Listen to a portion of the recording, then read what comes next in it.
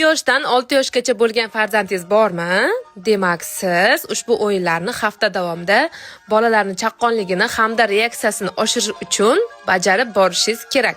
Birinchisi, dushanba uchun qalamni stoldan ushla. Seshanba uchun tezda javob qaytar o'yini.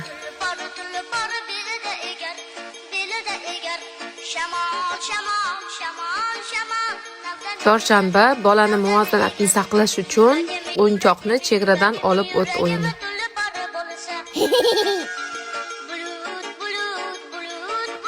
Payshanba bolaga biror bir predmetni berasiz hamda sherigiga beradi. Bola bunda ijtimoiy kompetensiya rivojlanadi hamda sherigini his qilib jamoa bilan ishlashni o'rganadi.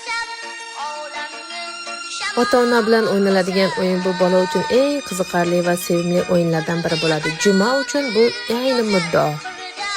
Shanba har bir ayolda o'xlov bor. Ha, o'sha xamir yoyadigan o'xlov. Farzandingizni u yoqdan bu yoqqa o'tkazib, chaqqonligini, reaksiyasini oshirasiz. Yakshanbada sharni ushlab ol. Bunda farzandingiz sizga dunyodagi eng beg'ubor kulgularni hamda bolaligini taqdim qiladi, aziz onalar. Xo'sh, qani aytingchi, sizga endi qaysi o'yin turimiz yoqdi? Siz farzandingiz bilan qay birini takrorlab ko'rmoqchisiz? Izohlarda yozib qoldiring.